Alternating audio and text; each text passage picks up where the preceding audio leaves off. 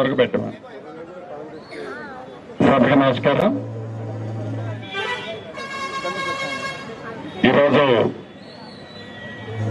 కొర్రూరు మున్సిపాలిటీలోని 1వ వార్డులో ఎన్నికల ప్రచారంలో భాగంగా మనం ఉన్నాం.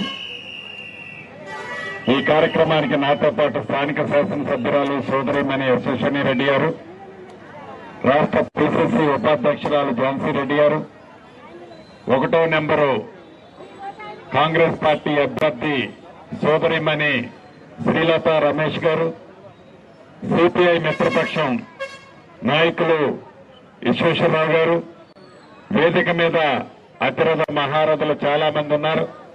వేదిక ముందు నా కాంగ్రెస్ కుటుంబ సభ్యులు, ఆడబిడ్డలు, అన్నదమ్ములు, మీడియా మిత్రులు, మిత్రపక్ష నాయకులు అందరికీ మనస్ఫూర్తిగా శిరస్సు వంచి హృదయపూర్వక నమస్కారాలు తెలియజేసుకుంటున్నాను.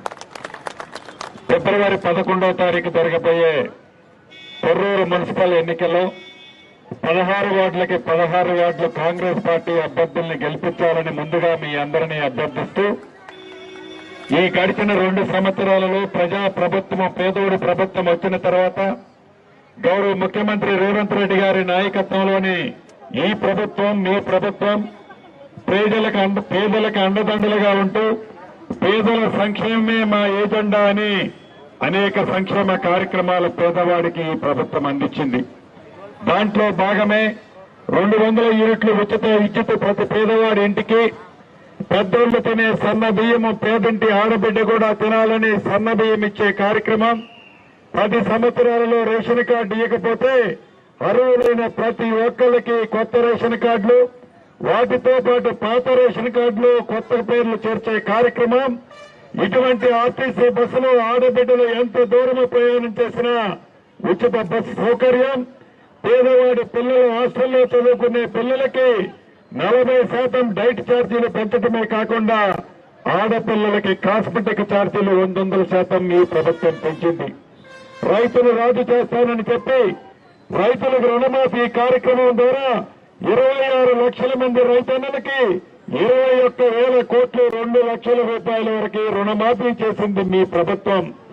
ఊరేస్తే ఊరే అని ఆనాటి దొరవారు చెప్తే ఊరేసి రైతును రోగులు చేస్తామని చెప్పి దాంట్లో భాగంగా సన్నధాన్యం వేసిన రైతన్నలకి క్వింటాలకి మద్దతు ధరతో పాటు అదనంగా 500 రూపాయలు ఇచ్చిన ప్రభుత్వం మీరెన్నుకున్న ప్రభుత్వం.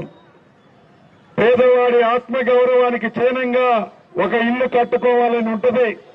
పేదోడికి ఇల్లు ఇస్తే నాకేం కమిషన్ వస్తుందని కాళేశ్వరం కడితే 1,00,000 కోట్ల కమిషన్ వస్తుందని కాళేశ్వరం కట్టాడే తప్ప పేదవాడి ఆత్మగౌరవానికి చిహ్నంగా ఉండే ఇల్లు ఆనాడు కట్టాలనే జ్ఞానం కూడా ఆ దొరవారికి రాకపోతే మీ దీవెలతో వచ్చిన ఈ ప్రజా ప్రభుత్వం మొదటి సంవత్సరమే 4,50,000 ఇల్లు 22,500 కోట్లతో కార్యక్రమాన్ని మొదలుపెట్టి ఈ కొర్రూరు మున్సిపాలిటీలో కూడా 100 రాజీ ఇందిరమ్మ ఇల్లు ఇచ్చిన ప్రభుత్వం మీ ప్రభుత్వం.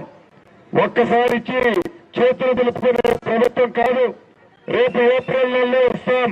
మళ్లీ 2 సార్లు మొత్తం ఇచ్చింది కాకుండా ఇంకా 3 సార్లు ప్రతి గ్రామంలో, ప్రతి పట్టణంలో అర్హులైన పేదవాళ్లకి 5 లక్షల రూపాయలతో ఇందిరమ్మ ఇల్లు ఇచ్చే కార్యక్రమం చేపట్టాం. ఇప్పుడు ప్రచారంలో చూశాను, కొన్ని ప్రాంతాల్లో ఇల్లు కట్టినవి ఉన్నాయి. ఆ ఇల్లు కట్టినవి చూస్తే, వారి ఆనందం చూస్తే మాకు కూడా ఈ వేదిక మీద నుంచి చాలా తృప్తి కలిగింది.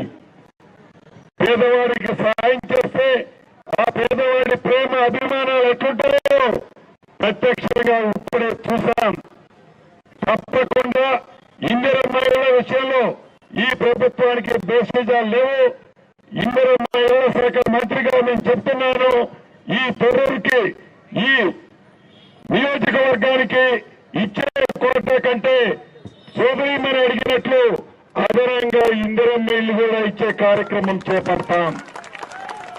అంతేకాదు, ఇందాక రమేష్ గారు మంచినీళ్ళు ఇబ్బంది ఉందని నిజాం పోయినసారి వచ్చినప్పుడు అక్కడ అడిగారు. మంచినీళ్ళే కాదు, రోడ్లే కాదు, డ్రైన్లు కూడా ఇబ్బంది అన్నమాట వాస్తవం. ఆనాడు ఉన్న మంత్రి ఆనాడు ధరలో కలిసి ఉన్న మంత్రి ఈ పట్టణాన్ని మర్చిపోయాడు. కేవలం తన స్వార్థం కోసమే పనిచేసుకున్నాడు. ఈ పట్టణంలో అభివృద్ధి లేదు. ఈ ప్రజా ప్రభుత్వంలో ఇందాక సోదరిమని చెప్పినట్లు చందాలకి దందాలకి స్థానం ఉండదు. స్థానికంగా ఉండే వ్యాపారస్తులకు ఒకటే మాట చెప్తున్నాను, ఈ ప్రభుత్వం ప్రజా ప్రభుత్వం, వ్యాపారస్తులకి పూర్తి భద్రత కల్పించే ప్రభుత్వం.